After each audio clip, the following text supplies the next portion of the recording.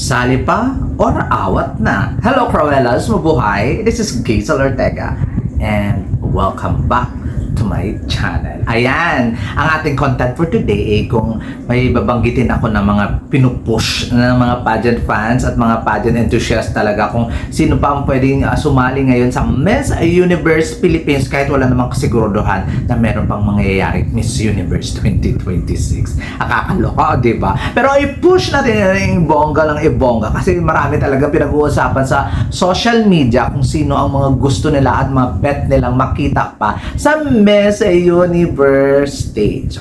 Umpisahan na natin ito ng bonggang-bongga para masaya. Number 1 sa aking listahan, Angelique Manto. Sali pa ba or awat na? For me, awat na kasi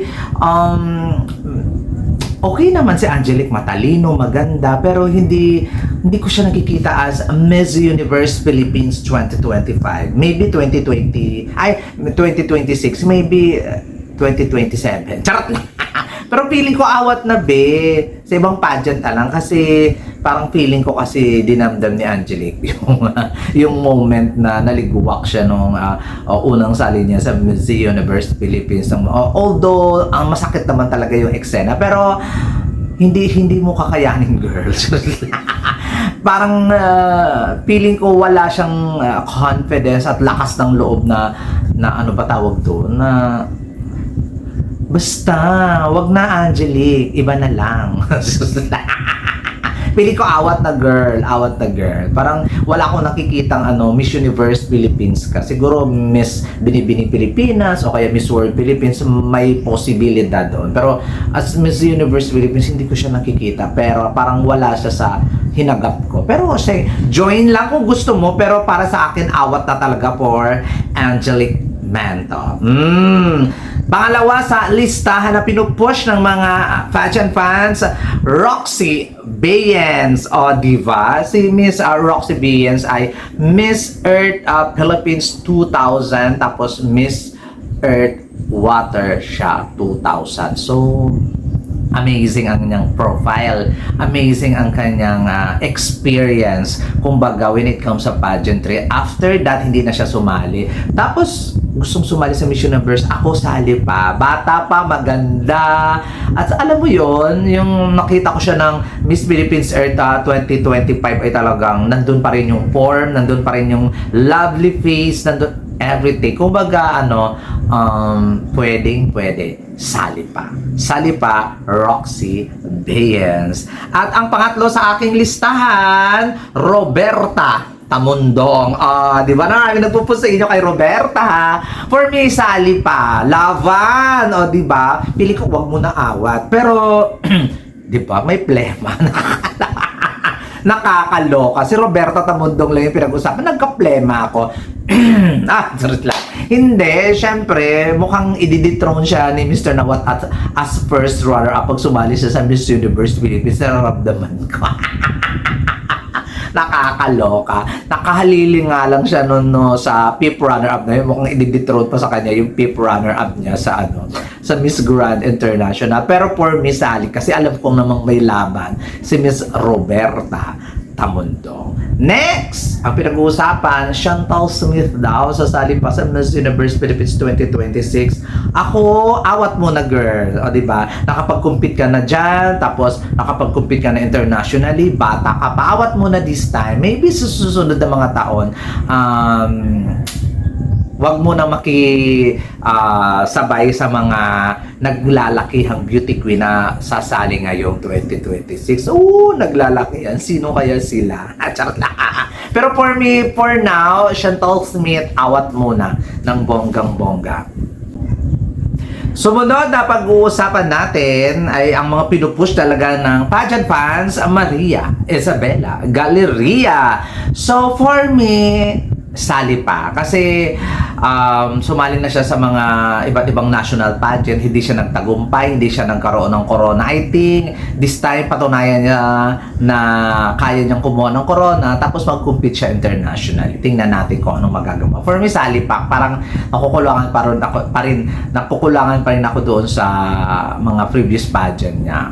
Isa sa mga hinahangaan at isa sa mga magagaling mag-perform na kandidata sa stage. Kaya for me, Sally pa talaga ako kay Maria Isabela Galleria. Next, Christy McGarry. Oh no. Ano kaya masasabi ko dito? In my opinion lang yun to ha, kay Christy McGarry. Miss Universe Philippines, awat na. Hindi dahil na ayaw ko sa kanya ha, pero basta nakakaloka. Maganda si ate mo, girl, matangkad, matalino, pero yung posture, B, yung hindi talaga matanggal sa kanya yung kuba-kuba effects niya, kakakaloka. Pero ganun talaga pag matatangkad, di ba? Medyo hukot kasi si ate mo, girl, yung posturan niya when it comes na walang camera at kung wala siya sa stage, talagang hindi talaga maganda. Pero wala naman akong masasabi yun sa looks and everything about Christy McGarry. But for me, awat na, girl. Tama na yung dalawang Miss Intercontinental na na corona. O, tama na. Please. Nakakaloka. Next, na pag-uusapan natin ay si Iliana Marie Aduana. Alam naman natin kung ano ang profile ni Miss Iliana Marie Aduana. Binipining Pilipinas Top 8, Miss Philippines Earth 2023, tapos Miss Earth Air 2023. Tapos Miss Universe Philippines second runner-up. Kumbaga, profile amazing. For me, sali pa. Bata pa naman Iliana sali pa. Pero siguraduhin mong manalo ka. Tama yung desisyon mo na nagstay ka sa Empire Philippines at hindi ka tumawid backward after mo malot-lot de Leon sa Miss Universe Philippines. Pero this time, siguraduhin mo manalo ka, girl.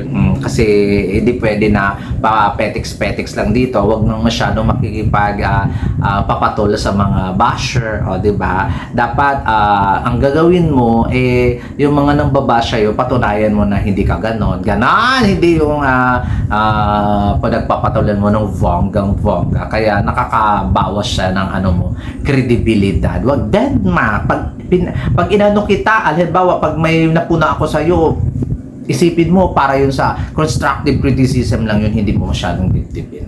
I know naman na lumalaban ka ng bonggang-bongga, pero hindi ka naman perfect. Di ba? Pero laban lang, sali pa, push pa ng very, very light. Tapos pag hindi talaga, ikaw nang magdesisyon sarili.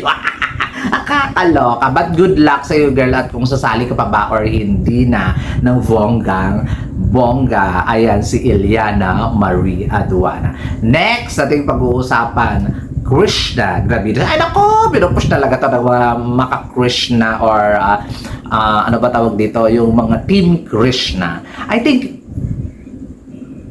awat muna. Not awat na ha. Awat muna. May kontrata sa Miss World Philippines, marami pa Miss World Philippines, basta awat na muna, Krishna. Tapos hindi kasi maganda yung ang iniwan mong titulo ang Miss Charm para sumali sa sa Miss World Philippines. Parang hindi magandang pamantayan para sa isang beauty queen ng bonggang-bongga dahil nangangarap ka ng mas malaki, iniwan mo yung corona mo for the sake na, diba? So medyo hindi maganda ang eksena diyan sa ang relationship mo with Empire Philippines. So kung sumali ka man ngayon, more chances of losing ka pa rin. I think papayagan ka mang sumali pero yung malayo sa yung corona, 'di ba? Nag-gets mo ba ako, girl? So antayin mo man lang munang mawala sa Empire. Charot lang. Charot lang, hindi. Not to the point na gigil ka kagaya ng pagtawid bakod mo sa ALB para lang iwanan yung crown sa Miss Charm. Kasi para sa akin kasi parang hindi nakaka-beauty queen yung iiwanan mo yung isang crown kasi gusto mong umeksena. Alam ko naman na Miss Charm laging palaging postpone, pero 'di ba, ano ba, alam mo 'yon? Pero tama naman yung naging desisyon mo na lumipat ka sa kay ALB kasi ikaw naman ang nanalo, Miss World Philippines. Pero wag ka na munang mag-ambisyon, tama na yung muna ng Miss World Philippines. I-ano mo muna yung sarili mo. Mag-ipon ka muna ng bonggang-bonggang lakas, emotionally, lahat ng pwedeng ipunin para mag-join ulit sa Miss Universe Philippines kung gusto mo pa. Pero this 2026, awat muna, girl. Awat muna. At alam kong aawat ka talaga. Alam mo yun sa sarili mo. Charot lang. Ay, kasi marami kasi nagpo-push. O pwede naman, talagang kabog na kabog talaga si Krishna Garvides pag sa Miss Universe Philippines sa Somali.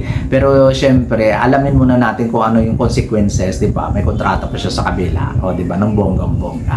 Next, ito na ang pinakahuli na pinupush talaga ng mga ng mga baklita na laban pa, Pulin Amilex, sali pa or awat na. For my perspective, awat na dapat.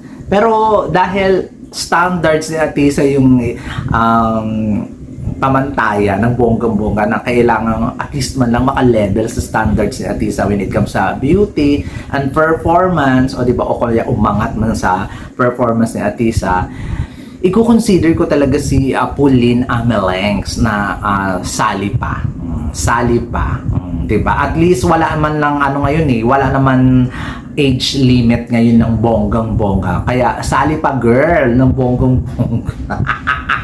Kung yun talagang dream mo, maging Miss Universe, sige, sali pa. Kung kaya mo pa, kung kaya po pa yung mga pambabash, o diba? Syempre, hindi naman natin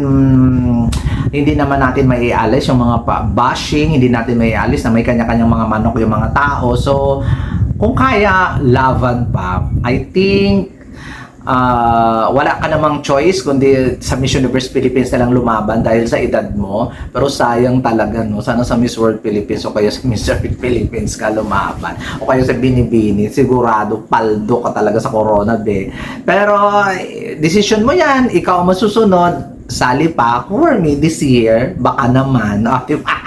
Ilaban pa, Pauline Amelenx. And last but not the least, nakakaloka. Ito na nga ba, Bea Milan-Windorski, sali pa or awat na? For me, kahit na Miss Earth Water ka na 2024, sali pa, girl.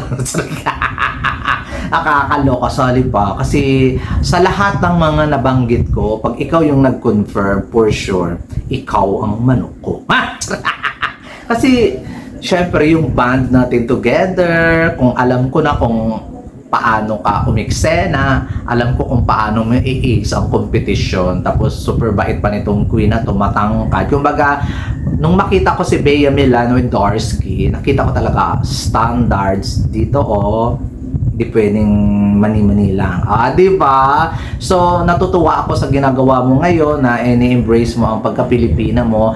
Pag sumali ka, 100% support ako sa'yo. Pero hindi naman 100% na ikaw yung mananalo. So, support na lang, girl. Di ba? Kayo, sa mga nabanggit kong mga beauty queen, kila Christy McGarry, Pauline Amelenx, Bea Milan-Windorski, Chantal Smith, Roberto Tamundong, Maria Isabela Galerea, Angelique Manto, Krishna Garvides, Eliana Maria Maduana, and Roxy Bayens. Sino pa ang sali pa or awat na? Comment down below. This has been Jaisal Ortega. Salamat po. Mwah!